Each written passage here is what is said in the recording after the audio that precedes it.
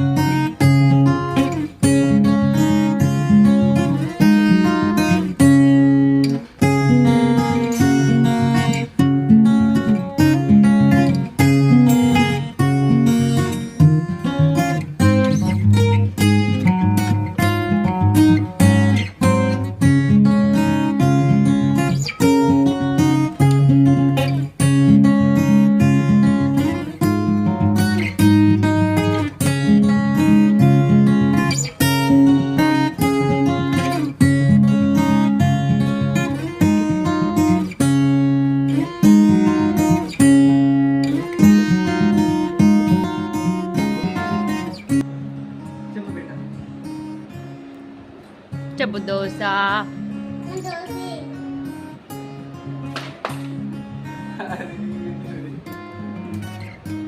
చెప్పు, మళ్ళీ చెప్పు. తర్వాత 6 bubbles కొట్టు.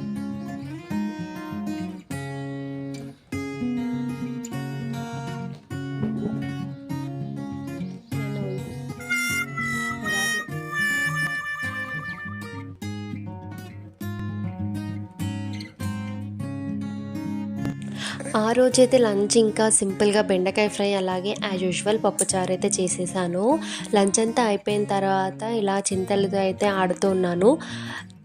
ఇప్పుడిప్పుడే తను ఇంక ఇల్లంతా పాకడం స్టార్ట్ చేసింది. ఇంతకుముందు కొంచెం కొంచెం పాకడానికి ట్రై చేసేది, ఇప్పుడు ఫుల్గా వచ్చేసింది, ఇంకా తిరుగుతూనే ఉందన్నమాట. ఇంకా అదే ఇక్కడ టైంపాస్ అవుతూ ఉంది.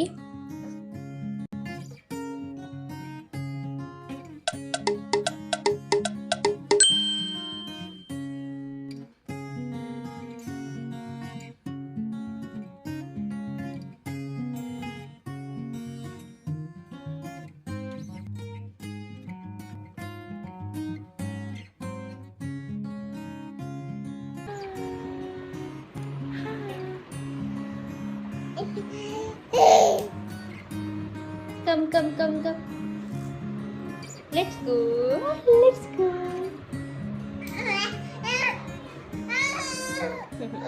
ఏంటి అది? ఎవరికి అది? నీకా? ఎందుకు? నాకు నీకా? థ్యాంక్ యూ, బాగుంది. ఎవరు తెచ్చిర్రు? నువ్వేం తింటున్నావు? What is that? తినేసి చెప్పు. కాజువా? ఎక్కడ పెట్టినావు కాజు డబ్బు?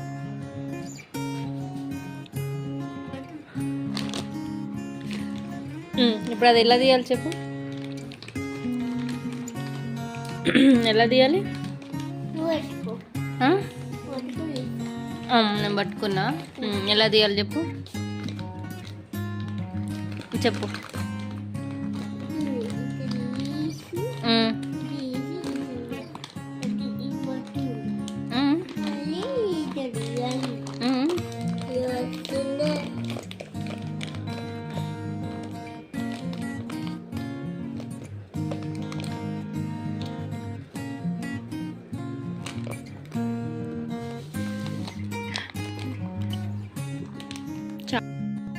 ఇంకా సమ్మర్ రొటీన్ ఈవినింగ్స్ అయితే ఇంకా పైకే వస్తున్నాము.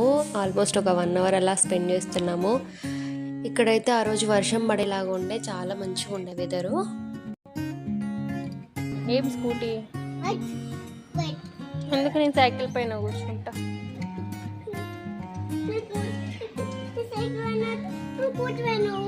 ఎందుకు సైకిల్ పైన ఎందుకు వద్దు?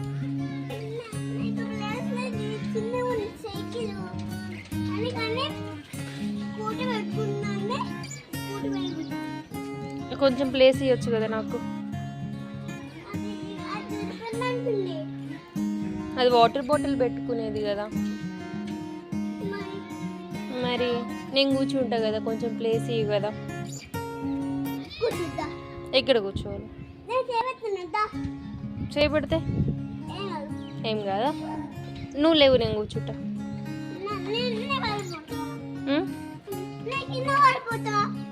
నువ్వు కింద పడిపోతావా? పర్వాలేదు, పర్వాలేదు, ఏం కాదు, ఏం కాదులే కదా. ప్లీజ్ కదా. నువ్వు వాకింగ్ చేయి కాసేపు. చేస్తావా వాకింగ్? సరే, నేను సైకిల్ తొక్కుండా మరి వాకింగ్ చేయి. ఓకేనా? వద్దులే, నువ్వే దొక్కుకో, నువ్వే దొక్కుకో. ఊరికే అడిగా నేను. దొక్కుకోపో.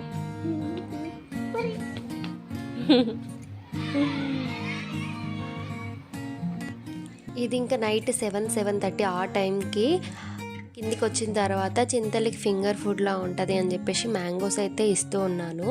తన మూడుని బట్టి ఒక్కోసారి ఎంజాయ్ చేస్తుంది, లేదు అని అంటే ఈజీగా రిజెక్ట్ చేసేస్తుంది.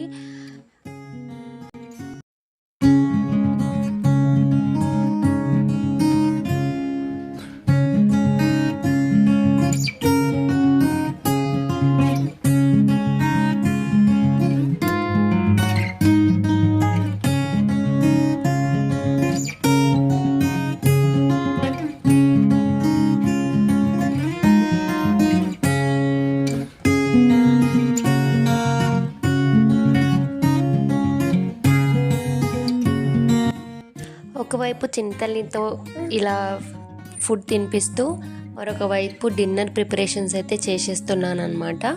ఎందుకంటే ఇంకా లేట్ అయిపోతుంది కదా అని చెప్పేసి. ఆ తర్వాత డిన్నర్ అయితే ఫినిష్ చేసేసినాం. ఇంకా పిల్లలిద్దరిని ఫ్రెష్ అప్ చేసి పడుకోబెట్టేశాను. ఇది వచ్చేసి నెక్స్ట్ డే మార్నింగ్. అప్పటికే ఇంకా ఫుల్ కోల్డ్ అయిపోయింది, అసలు ఓపిక లేకుండే. బట్ ఇంకా లేద్దాము, కొంచెమైనా ఎనర్జీ ఉంటుందేమో అని చెప్పేసి అనుకున్నా.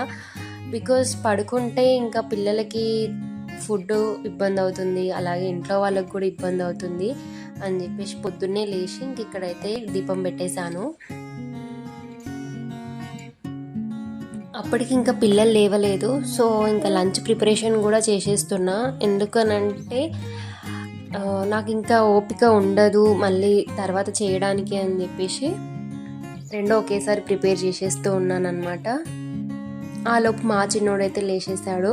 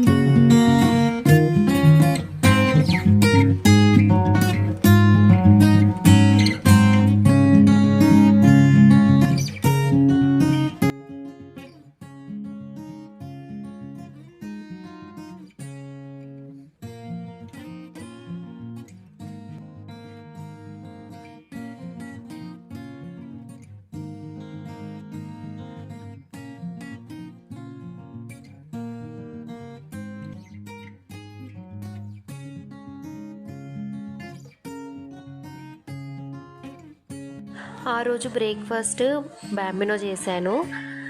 ఎందుకంటే త్వరగా అయిపోతుంది, ఈజీగా అయిపోతుంది. ఓపిక లేనప్పుడు ఇట్లాంటి చేసుకోవడం చాలా బెటర్.